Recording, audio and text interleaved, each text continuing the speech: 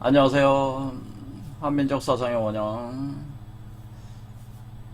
5월 19일 바로 내일이 부처님 오신 날에 해당되기 때문에 요 타이밍에 맞춰서 우리 한민족 사상 쉼표 바로 공울영부와 불교의 세계관을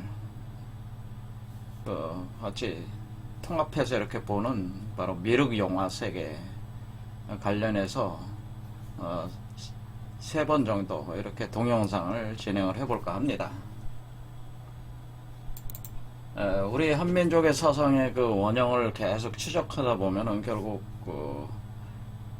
부도지에 나오는 마고성 신화에 맞닿아 있게 되고, 마고성 신화라고 하는 것이 사실은 인류의 기원이 되는 출발점이 되는 내용을 담고 있다고 하는 거죠.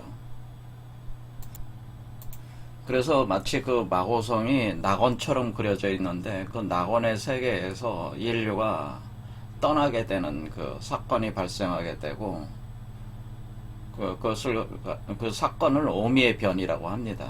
설명은 안 했지만은 오미의 변이라고 하는데, 사건이 일어나면서 떠나게 될 때에 천지사방으로 떠날 때, 원래 이 마고성이라는 것은 하늘의 천부를 구현한 것이다. 그래서 이 천부 얘기가 나왔었고, 첫 구절에 나왔었고, 그래서 마고의 두 딸이 궁이와 소이이기 때문에 궁울이라고 해서 그것을 그렇게 궁울이 되기 때문에 궁울천부다. 그래서 여기도 똑같이 궁울천부 원리가 마고성에 등장을 하는 것이다.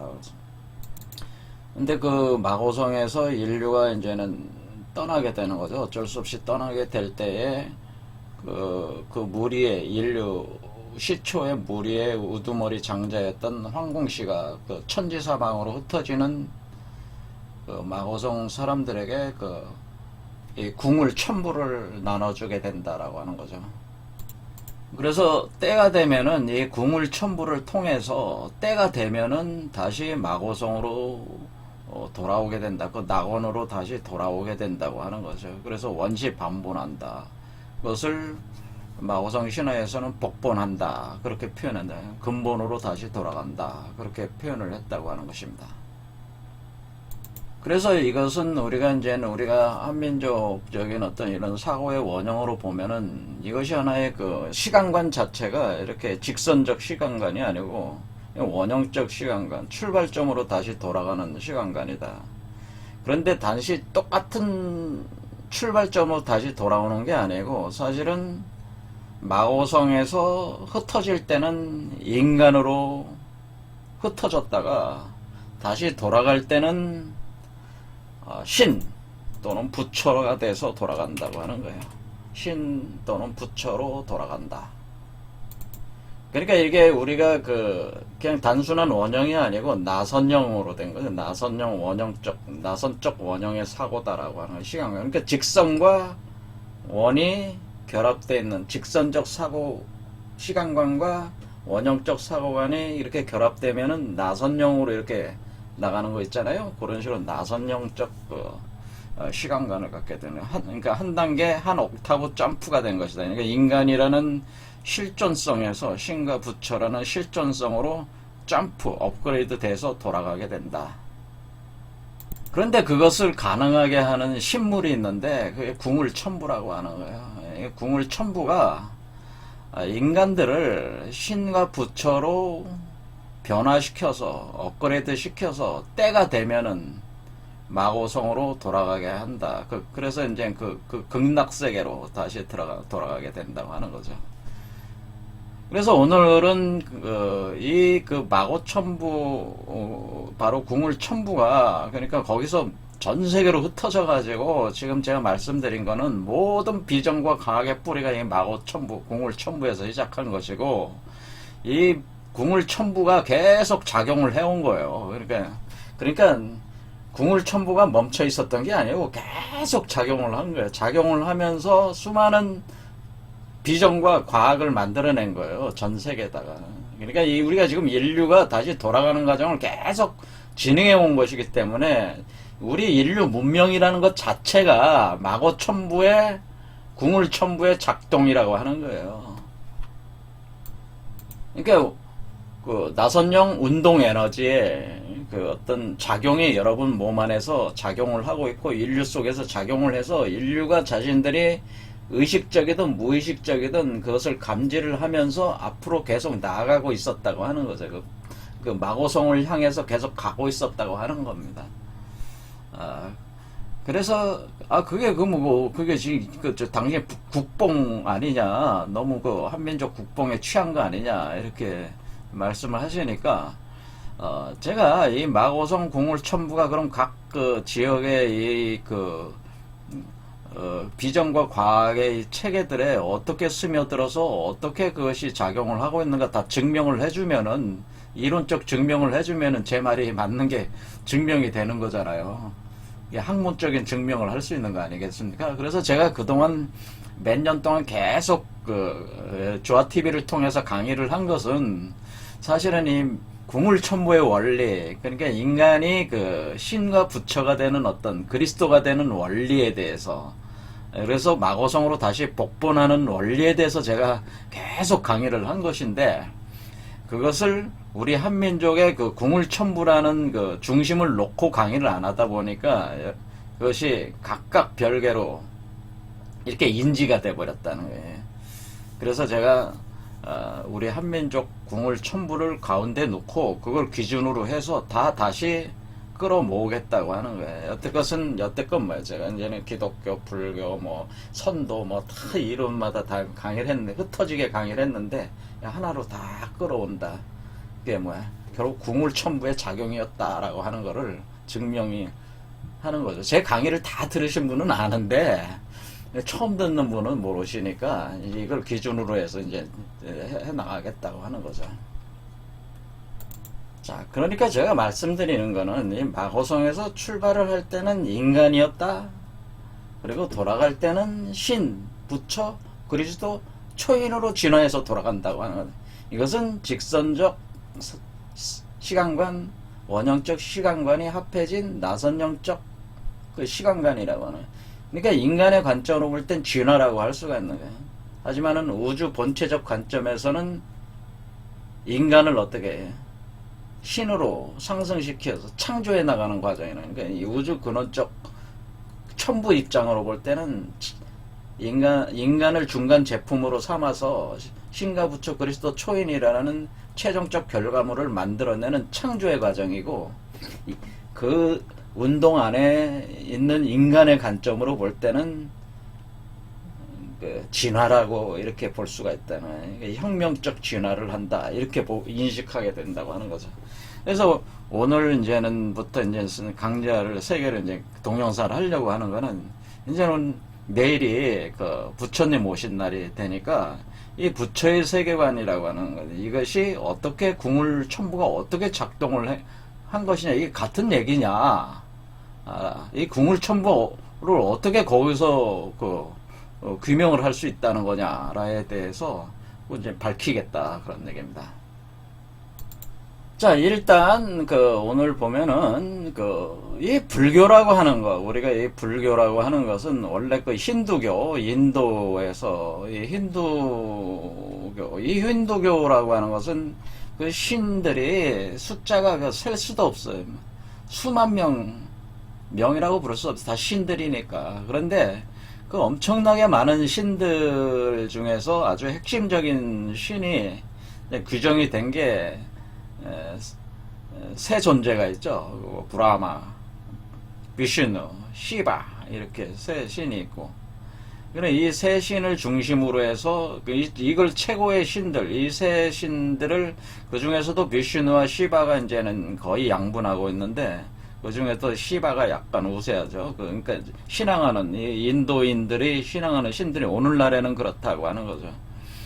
그런데 원래 이 불교라고 하는 것은 이 인도의 그 힌두교에서 이걸 자양분으로 삼아서, 힌두교라는 걸 자양분으로 삼아서 그 불교가 그 북인도에서 이게 시작을 한 것이다 그런 얘기죠. 그래서 우리가 불교를 이해하는 데 있어서도 사실은 그 힌두교를 기본적으로는 조금 알고 있어야 된다. 그 불교적 세계관이라고 하는 것은 힌두교의 많은 신들이 사실은 불교적 세계관에서 다시 끌어다가 불교적 세계관에 배치를 해놨어요. 신들을. 그렇기 때문에 그 힌두교에 대해서도 어느 정도 알면은 좋다고 하는 겁니다. 자, 그래서 소위 그 고타마 시달다라는 분이 이제는 그 인도 북부에서 그 네팔이죠. 지금 정확하게는 네팔에서 태어나셨어요. 이분이 네팔 쪽에서 태어나셨는데 그 지도를 보면은 기원전 그 624년 음력 4월 8일이다 뭐 이렇게 얘기를 하는 겁니다. 자, 그래서 이때 기원전 624년이니까 지금으로부터 한 2650년 정도 된 거죠. 2650년 전에 그 룸빈이라는 지역에서 탄생을 하셨다. 그래서 이 룸빈이가 지금 네팔에 속하죠. 네팔에 속한데 여기서 탄생을 하셔서 그 탄생을 할 때 그 마야 부인이라고 하죠. 마야 부인이라는 그 어머니가 마야 부인에 해당되죠. 이런 마야 부인이 그 친정으로 가는 길에 무우수라는 나무를 붙잡고 태어났다. 옆구리에서 태어났어요. 그러니까 이게 아래로 태어난 게 아니고 그 오른쪽 옆구리를 열고 태어났다. 이게 상당히 그 의미가 있는 거예요. 자, 그것도 신화적으로 상징적 개념인데 태어나셨다. 그래서 태어나신 뒤에 7걸음을 걸으시면서 천상천하 유아독존이다. 그렇게 말씀하셨다. 그런 거죠. 근데 마야 부인은 그런데 그 한 7일 동안 사시다가 이 그 해산의 고통을 견디지 못하고 이제 돌아가시게 돼서 이 그 고타마 시달다라는 이 존재는 이때는 한 인간이죠. 한 인간은 그 이모의 손에 이제 자라나게 된다. 뭐 당시에 뭐 자기가 왕자라고는 하지만은 그 조그만 나라의 왕자가 뭐 큰 저기가 있겠습니까? 뭐 부러움 없이 이렇게 살았다 뭐 이렇게 얘기를 하지만은 제가 생각할 땐 그거는 그 조그만 일종의 우리로 보면은 뭐 그때 조그만 도시 몇만 명 사는 도시의 그 왕의 그 거기서 그 세계의 왕이라고 그러니까 도시국가의 왕인데 우리가 그자 도시국가라고 하는 것이 몇만 명 정도 수도 그때는 상당히 큰 숫자죠. 그게 몇만 명도 안 되는 숫자의 그 지역인데 뭐 그런 데서 이제는 태어나서 이렇게 나름대로 부러움 없이는 자랐다 그런 얘기예요. 근데 이분이 이제는 그 자라면서 생로병사의 어떤 그런 문제에 대해서 이제 고민하기 시작하니까 이제 답이 안 나오는 거죠. 원래는 이 작은 나라지만 이 나라를 이어받아서 좀 키워야 되는 걸 이제 그 아버지가 바랐을 텐데 그 정반왕이라고 하는 분이 이제 바랬을 텐데 고타마 시달다는 그 기대에 부응할 수가 없었어요. 왜냐하면 너무나 고뇌가 많았어요. 생로병사의 문제, 인간이 그렇게 나고 늙고 병들고 죽는다는 이 문제에 대해서 이제 깊은 고뇌를 가지고 이제 수행에 떠나게 되는 거죠. 떠나게 돼서 수행에 들어가게 돼서 수행자의 삶을 이제 살게 되는 수행자의 삶을 살다가 여기 룸비니에서 그렇게 태어나서 이제 살다가 어떻게 여기 보드가야라는 곳에 그러니까 보드가야를 붓다가야라고 하는 겁니다. 그러니까 왜 붓다라고 이렇게 우리가 왜 붓다 이렇게 붓다라는 말을 쓰는데 부다가야 우리 어디서 많이 들어본 말을 같지 않아요? 가야? 우리 한국 땅에도 가야가 많잖아요. 가야국이라고 있잖아요. 똑같은 얘기예요. 그러니까 우리가 지금 인도의 그거와 한국의 그게 굉장히 비슷해요. 자, 아무튼 여기도 붓다가야라는 곳에서 득도를 하게 되는데 이 붓다가야가 보드가야 이렇게 되는데 여기서 붓다가야에서 보리수 나무 아래에서 득도를 하는 거죠. 보리수. 그러니까 보리수 나무 아래에서 득도를 했기 때문에 고타마 시달다가 보리수 나무에서 득도할 때 이 나무를 등에 딱 붙이고 이렇게 득도를 했다. 그래서 이 나무의 열매, 바로 보리라고 하는 거예요. 이 나무가 보리수잖아요. 보리수니까 보리수. 보리수에서 했으니까 보리를 가지고 뭐라는 깨달음의 열매라고 하는 거죠. 그래서 보리가 바로 깨달음의 열매가 되니까 보리수가 있어서 거기서 앉아가지고 득도를 하셔서 이치로 보면은 보리수라는 나무에 씨가 뿌려져서 나무가 자라서 열매를 맺을 때에 그 열매를 얻었다. 그러니까 이 수행의 과정 자체를 어떻게 그 하나의 씨앗을 심어가지고 보리수가 자라가지고 그 열매가 맺는 것까지의 과정을 이 깨달음의 과정으로 보는 거예요.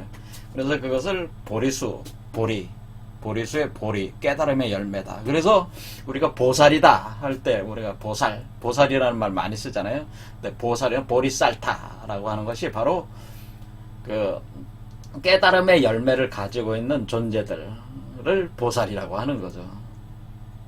자, 그래서 깨달음의 열매를 가지고 있는 중생들, 그것을 보살이다 이렇게 보시면 된다. 그래서 이 고타마 시달타도 보살이었는데 깨달음의 열매를 가진 중생이 됐잖아요. 고타마 시달타니까 인간으로서 고타마 시달타.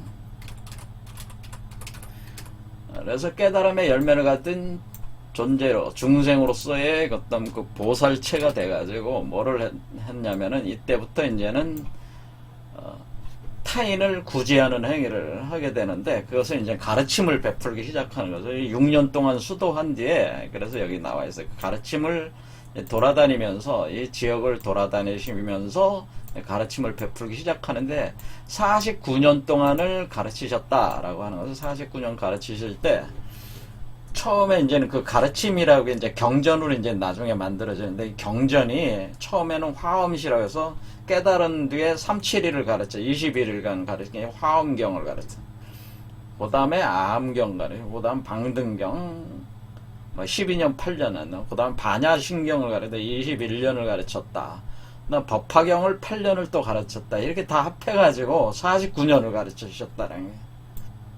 그래서 마지막 그 열반은 쿠시나가라라는 곳에, 그러니까 여기 붓다가야 여기로 룸비니에서 붓다가야에서 득도하신 뒤에, 룸비니에서 태어나시고 붓다가야 득도하신 뒤에 그 중간 지점이 되는 요 룸비니에 가까운 쿠시나가라라는 곳에서 열반에 드셨다고 하는 그런 얘기입니다. 자, 그래서 우리가 여기서 이제는 우리 한국에서 이제 중요시 보는 경전들이 뭐예요? 화엄경, 반야심경, 법화경, 이런 것들이 아주 중요한 경전으로 우리가 수용을 해서 한국의 불교가 이제는 좀 돌아가고 있다. 그런 말씀입니다. 자, 그래서 이 고타마 시달타라는 한 인간이 이 지역에 살면서 이 하나의 깨달음을 얻게 되었고 그것을 가르쳤는데 그 바탕이 되는 건 힌두교였다고 하는 거죠. 그래서 힌두교적인 사고체계가 다 들어오게 되는 거죠. 들어왔고 거기에 따른 수행체계를 했지만은 어떻게 된 거냐면은 결국 고타마 시달타는 힌두교를 발전적으로 계승을 했다고 하는 거죠. 발전적으로 계승을 해서 힌두교의 세계관이라고 하는 것은 신들의 세계로 구성이 되어 있고 인간들은 그 신들을 모시는, 그러니까 신들 아래에 있는 존재들로 이렇게 본데 반해서 어떻게 된 거냐면은 제가 생각을 할 때는 이 고타마 시달타라는 존재는 신들조차도 인간 속에서 구현이 된, 그러니까 인간이라는 존재 자체가 신들보다 더 뭐랄까요, 신이 중심이 아니라 사람이 중심이 되는 새로운 세계관, 불교의 세계관을 창조를 한 것이다라고 하는. 그러니까 이게 굉장히 제가 볼 때는 역사적으로 엄청난 사고적 전환이 일어났다는 거죠. 그러니까 힌두교라는 것이 신 중심의 사고라면은 불교라고 하는 것은 인간 중심의 사고라고 하는 거예요. 그러니까 이것은 무엇이냐면은 사람이 만약에 깨달음을 얻게 되면은 우리가 브라마, 비슈누, 시바보다도 더 위대한 존재들이 된다고 하는 것을, 신들을 능가하는 존재가 될 수 있다고 하는 것을 제안을 했다고 하는 거죠. 그러니까 이게 인간이 깨달음을 얻으면 신들을 능가하고 오히려 신들을 지배한다고 하는 거니까 엄청난 아주 혁명적인 사고예요. 그렇죠? 이 힌두교적 세계. 그런데 오늘날 그 인도인들이 여전히 그 한 9억 명 정도가 힌두교를 지금 수강하고 있잖아요. 그만큼 어떤 강력한 그 흡입력이 있거든요. 힌두교라고 하는 것이. 그러니까 이게 여기서 이걸 벗어나서 이런 사고 체계를 전개하고 하나의 불교적 세계관을 열어서 새롭게 이렇게 한다는 것은, 한 인간이 그렇게 할 수 있다는 것은 엄청난 그 어떤 그런 인연이 없으면은 이것이 불가능한 일을 사실은 곧다마 시달다라는 한 인간이 이걸 구현을 해냈다고 하는 거예요. 그래서 우리가 이 존재를 성인이라고 하는 것이다, 그런 얘기죠. 그래서 힌두교에 있는 신들조차도 불교적 세계관에서는 깨달은 인간의 입장으로 볼 때는, 그 부처의 입장으로 볼 때는 하위적인 존재들이 되는 거죠. 그래서 이런 이치를 가지고 그것을 실제로 그 신통도 부리면서 석가모니가 이제는, 이분이 이제는 석가모니 같은 거예요. 석가모니, 곧다마 실다다. 보통 사람들이 석가모니를 이 곧다마 시달다가 석가족이라서 석가족의 성자다 그렇게 표현하는데, 그런 의미는 아닙니다. 그런 의미는 아니고, 이 석가라는 의미가 다른 의미가 있어요. 어쨌든 간에 곧다마 시달다라는 한 인간이 이와 같은 깨달음을 통해서 그 자신의 깨달음을 이렇게 수많은 사람들에게 전수를 해서 그 세계에 이렇게 그 오늘날까지 그 가르침이 전해오는데, 결국 이것이 결국 그 어떻게 전해온 거냐면은, 우리가 이제는 여기서 이제 인도 북부에서 시작을 해서 인도 전역으로 흩어져 나가면서 불교적 세계관이 서서 이제는 여기 위에가 뭐가 있어요? 티벳, 그 신장 위구르가 있잖아요. 그러니까 이쪽으로 발전을 해오면서, 그래서 신장, 그 티벳, 거기에는 뭐냐면 오늘날도 뭐가 있어요? 달라이라마라고 유명한 그 달라이라마, 그 말해 티벳 금강불교가 해서 이제 성행하게 되죠. 오늘날은 자 티벳 금강불교 있고요. 쭉 중국으로 넘어오게 되는. 그래서 중국으로 넘어오면서 중국에서는 뭐냐면은, 그러니까 여기 그 이쪽에서 이제 불교적 세계관의 깊은 깨달음을 얻은 많은 사람들이 이제 중국으로 넘어오면서 전파하기 시작할 때에 그 중국에서 뭐하고 이제 결합을 하게 되냐. 보통 할 때 도교하고 결합을, 도교적 세계관하고 결합을 하게 되는 이 도교적. 그래서 이게 그 많은 그 산스크리트로 되어 있는 경전들이 도교의 그 어떤 사고 체계와 결합을 해가지고 이 그 본래의 어떤 그런 어떤 힌두교적인 어떤 요소들이 많이 없어지면서 일종의 그 선불교 계통으로 이렇게 그 발전을 하게 된다고 하는 거죠. 해가지고 서서히 그 우리 한반도로 들어왔다. 보통 이것이 이제는 그 얘긴데, 자, 그런데 이제 이런 식으로 이것이 일반적인 흐름이죠. 자, 여기서 우리가 그러면은 우리 한국에서 우리 한국 사람들이 오늘날 이 불교를 그 민중들은 어떻게 받아들이게 되느냐, 이런 거죠. 그래서 오늘날 이제는 그러니까 기원전 2650년 정도, 그러니까 지금으로부터 2650년 전이죠. 기원전 624년이니까. 그러니까 그 4월 초 8일 날, 왜 4월 8일 날 태어나셨냐? 그래서 다 의미가 있는 거예요. 원래 그날 태어나신 건 아니에요. 그렇게 만든 거예요. 그게 상징화 시킨 거예요. 48이라는 숫자에 맞추기 위해서. 뭐 그건 예수도 마찬가지죠. 예수도 원래 12월 25일 날 태어난 거 아니에요. 그 숫자를 맞추기 위해서 그렇게 한 거예요. 자, 그런데 요게 오늘날 이제는 우리 동학, 지금 우리가 보려고 하는 게 이제는 궁을 해서 궁을 연구하고 이렇게 관련돼서 우리 동학 사상하고 이렇게 딱 연결을 해가지고 이거 지금 이해를 하려고 하는 거니까, 그럼 우리가 그럼 우리 민중들이라고 하는, 우리 조선시대 우리 백성들이나 우리 지금 동학이라든가 구한말 시대 이런 백성들이 가지고 있었던 어떤 신앙적 불교적 세계관에 대한 개념은 어떻게 되어 있었냐면은, 물론 여러 가지 다양한, 불교도 너무 복잡하니까요. 그런데 이 문제를 풀기 위해서는 뭐로 이렇게 집적이 되냐면은, 사실은 그것이 2650년이나 지났지만은 그 불교적인 가르침을 통해서 깨달음을 얻은, 한마디로 여기 이 과정을 거쳐가지고 지금 이렇게 그 곧다마 싫다 따른 한 인간이 그 보리 깨달음의 열매를 얻는 보살체가 되고 또 자신의 부처행을 한 거죠.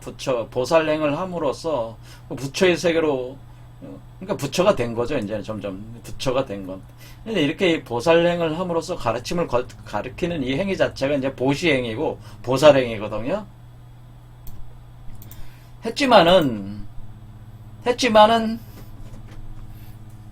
새롭게 이렇게 보리를 얻어서 보살이 된 사람이 눈에 안 띄잖아요.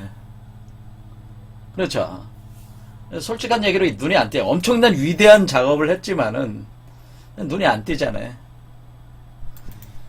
그러니까 이 얘기는 뭐냐면 우리가 여기도 이제는 구원행위라고도 하고 할 수 있는데, 우리가 인간에서 부처가 된다고 하는 것은 사실은 이거 윤회전생하는 그 세계를 벗어난다고 하는 건데, 그 윤회전생하는 세계를 벗어나는 깨달음의 열매를 얻은 사람이 보살체가 돼서 벗어나는 건데, 그런데 이 가르침이 어딘가에 문제가 있으니까 여전히 사람들은 그 윤회 카르마의 세계를 벗어나지 못하고 여전히 2650년 정도를 계속 이렇게 살고 있다고 하는 거예요. 그러니까 무슨 말씀이냐면 아직 때가 되지 않았다는 거죠. 이건 역시 그렇죠. 그러니까 우리가 그 곧다마 시다타라는 한 인간이 이렇게 나온 것은 뭐냐면은 중간적인 어떤 그런 지표. 그러니까 우리가 이렇게 걸어갈 때, 어떤 길을 가서 목적지로 갈 때, 내가 가서 부산에서 서울로 올라와야 되는 막 길을 걸어서 올라오는데, 갈림길이 하나는 저기 강원도 쪽으로 춘천으로 가는 갈림길, 하나에서 서울로 가는 갈림길이 있어요. 그때 이종표가 있어야지 이게 갈 수 있잖아요. 그와 같이 중간적인 이종표적인 존재들이 등장을 하게 되는데, 그 분들을 가리켜서 우리가 성인들이라고 하는 거죠. 그러니까 목적에 도착한 거는 아니에요. 그렇죠. 중간적 이종표가 되는 존재들이 세계 곳곳에서 나오게 된다. 이게 우리가 그 마고의 그 궁울천부가 구현된 존재들이 세계 곳곳에 출현을 하게 되는데, 그런 존재들을 가리켜서 우리가 성인이다 이렇게 불러왔다고 하는 거죠. 이 성인들이 이런 한마디로 이종표가, 이거 우리 인류의 이종표가 되는 거예요. 그러니까 뭐냐면은 너희들도 한 인간으로서 이런 그 궁울천부, 궁울영부를 운영을 하게 되면은 나와 같은 성인이 될 수 있다. 고 하는 것을 이렇게 보여주는 하나의 모델 제시들을 해서 그 모델들이 하나의 표지판 같이 이게 나오게 된다고 하는 겁니다. 이게 지금 곧다마 시달타도 그런 존재라고 하는 거예요. 한마디로 힌두교에서 나와서 부처적 세계관을 열어서 보여준 것은 뭐예요?